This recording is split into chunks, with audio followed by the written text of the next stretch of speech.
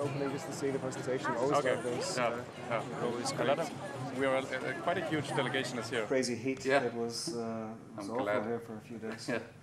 This is much more manageable.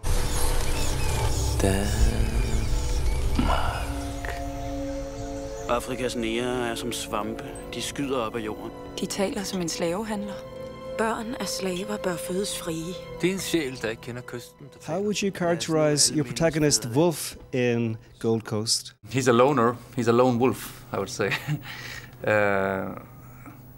And he's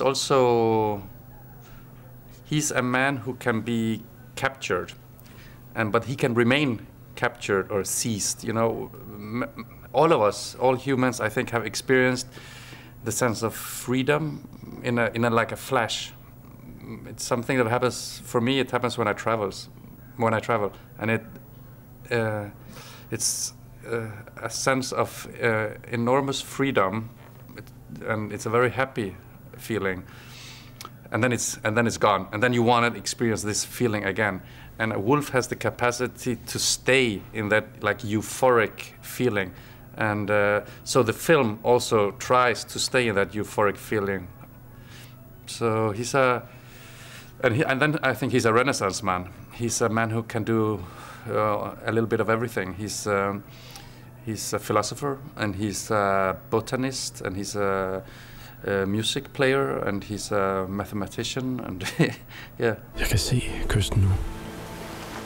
Denne strand, der har dræbt så mange af vores bedste hoveder. Du kommer tilbage. De sorte er nu mangfoldige på kysten, efter vi forbød nærhandlen.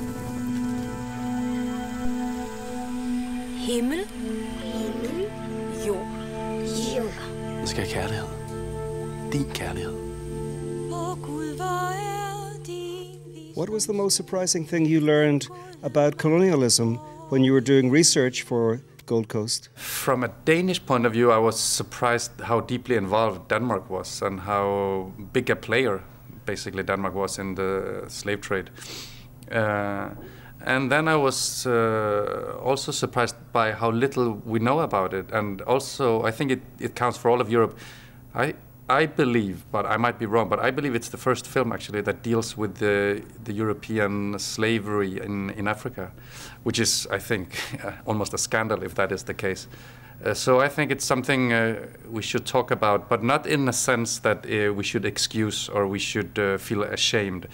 I don't even think the Africans want that for us. I think it's something to acknowledge, and it's something to debate and actually to build a future upon, because I think we have this past together with Africa. Europe and Africa are connected through this misery, but we can also use it as a foundation to create something new, like we did, for instance, with the film. The film is, I think, a good example of a collaboration that is very modern, but it's based on our past. Jeg har set en slaveudskibning.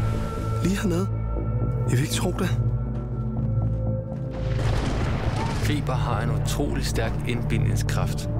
Der er så få af deres slags. De er nødt til at tænke ud over de rammer, der er blevet den pålagt.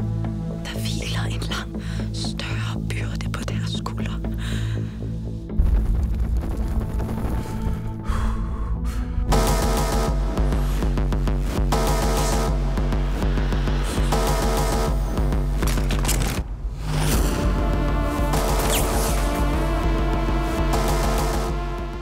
Tell us about your relationship with Carlo Vivari. I know you're not here for the first time. No, it's my third year in a row. I love it. I'm really, really enjoying myself here. I think it's such a beautiful festival. I mean, both on a professional level, the cinemas are excellent condition, and also the audience. I mean, I like the sincerity, and